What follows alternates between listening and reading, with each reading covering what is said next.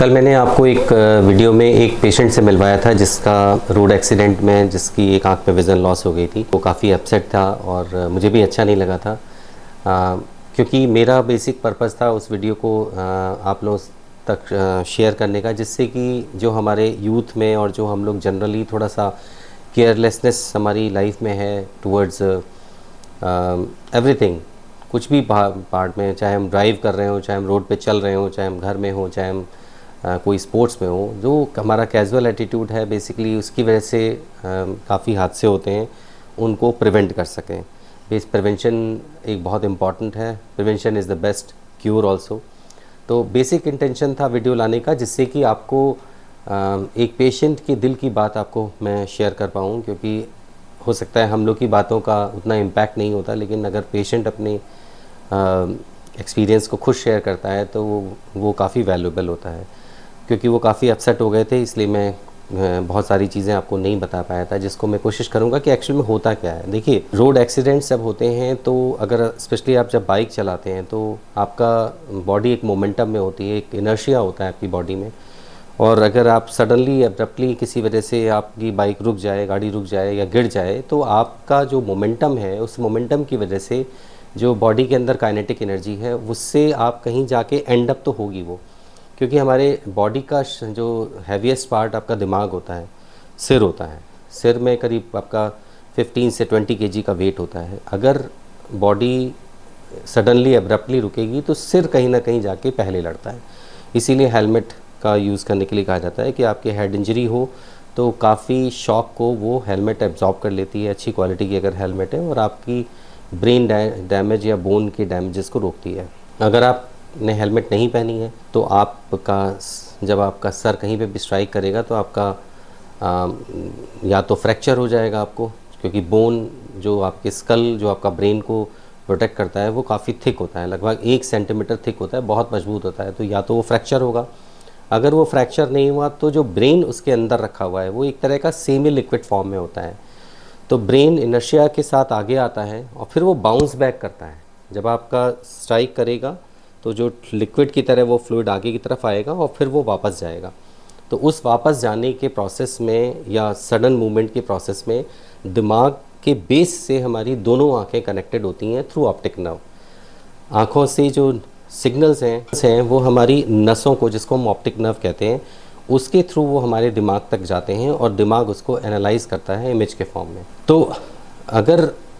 जब भी आपका सडन मूवमेंट ब्रेन का होगा तो उसकी वजह से जो आपकी ऑप्टिक नर्व जो आपकी ब्रेन से अटैच्ड है बेस से, वहाँ या तो टेयर हो जाएगा, तो उसको ऑप्टिक नर्व एवल्जन कहते हैं, क्योंकि वो उखड़ जाती है एक तरह से दिमाग से और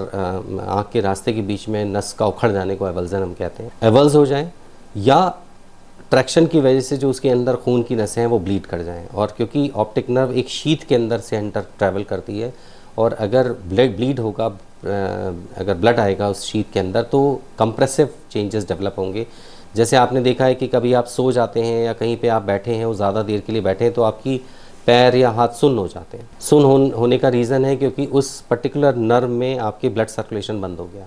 तो वैसे ही अगर ऑप्टिक नर्व के अंदर शीथ में हैमरेज हो जाए तो ऑप्टिक नर्व काम करना बंद कर देती है। टाइमली अगर पता लग जाए तो कुछ मेडिसिन से, इन्फ्यूज़न से हम लोग उस स्वेलिंग को सबसाइड कर सकते हैं या उस इम्पैक्ट को मिनिमाइज़ कर सकते हैं, या कोई कंप्रेशन है तो उसको रिलीज़ कर सकते हैं। लेकिन क्योंकि ऐसे समय में जब हेड इंजरी होती है तो पेशेंट नॉर्मली कॉन्शियस नहीं रहते, और अनकॉन्शियस पेशेंट बता नहीं सकता, और कोई भी तरकीब जो टेक्निक्स हैं जिससे हम पता भी लगा सकते हैं, तो भी हमारा पहला इंटेंशन होता है पेशेंट की लाइफ को बचाना। तो इसलिए जो मेरा कल का वीडियो था जिसमें मैंने आपसे पेशेंट को इंट्रोड्यूस कराया था और पेशेंट से कहा था आप अपनी बात बताने के लिए, उसका केवल एक इंटेंशन था, प्लीज़ सेफ्टी ज़रूर रखिए अपनी लाइफ में, बहुत इंपॉर्टेंट है, आप अपनी फैमिली के लिए, आप ख़ुद के लिए और आप नेशन के लिए। और नॉर्मली अगर आपने अगर हेलमेट आपने यूज़ किया हुआ है तो काफ़ी हद तक आप अपनी सेफ्टी तो आपको लेनी है, रूल्स एंड रेगुलेशन आपको फॉलो करने हैं, हादसों को आपको टालना है। लेकिन अगर आप गैजेट्स प्रॉपर रखते हैं, अगर आप बाइक चला रहे हैं तो प्रॉपर हेलमेट यूज़ करते हैं, और अगर आप रोड पे 2 व्हीलर 4 व्हीलर चला रहे हैं तो आप सीट बेल्ट का यूज़ करते हैं, तो बहुत सारे जो एक्सीडेंट्स में जो डैमेजेस हैं उनको मिनिमाइज़ कर सकते हैं। पहली कोशिश होनी चाहिए कि एक्सीडेंट ना हो, इसलिए proper rules and regulation follow हों, प्रॉपर गैजेट्स से सेफ्टी रहती है, और एक हेलमेट पहनना बहुत एसेंशियल है। लगभग अगर आप किसी भी ट्रॉमा सेंटर में जाइए आज की डेट में, जो यंग पॉपुलेशन है जो कि बहुत केयरलेसली रोड पे जा रही है, काफ़ी बेड्स आपको यंग पॉपुलेशन यंगस्टर से भरे हुए मिलेंगे, और उनमें blindness, sudden blindness, permanent blindness के बहुत सारे पेशेंट्स से मिलेगा। एक मेरे व्यूअर ने पूछा है कि क्या इसका कोई इलाज नहीं है, तो सच में इसका कोई इलाज नहीं है। अगर अर्ली स्टेज में पता लग जाए कि नर्व शीट हैमरेज है, कंप्रेशन है कहीं, तो हम उसको शायद कुछ हद तक रिवर्स कर सकते हैं, लेकिन बहुधा पता लगने में बहुत लेट हो जाती है और फिर उसका कोई ट्रीटमेंट नहीं रह जाता। इसलिए प्लीज़ सावधानी बरतिए, रूल्स एंड रेगुलेशन फॉलो कर लिए, आप अपनी खुद की कीमत समझिए, आपके परिवार के लिए आप बहुत प्रेशस हैं, और कंट्री के लिए तो आप प्रेशस हैं ही, क्योंकि नेशन को आपके ज़रूरत है और आप अच्छी तरह से काम कर पाएँ, इसलिए आपको फिट होना बहुत ज़रूरी है। धन्यवाद, थैंक यू। मैं डॉक्टर सुधीर श्रीवास्तव। उम्मीद करूँगा कि मेरे वीडियोज़ आपको शायद पसंद आ रहे हों। प्लीज़ अगर पसंद आ रहे हों तो सब्सक्राइब करिए, शेयर करिए और प्लीज़ लाइक करिए, इससे हौसला मिलता है, और कुछ इम्पॉर्टेंट टॉपिक्स में मैं हमेशा आपके साथ रहूँगा। धन्यवाद, नमस्कार।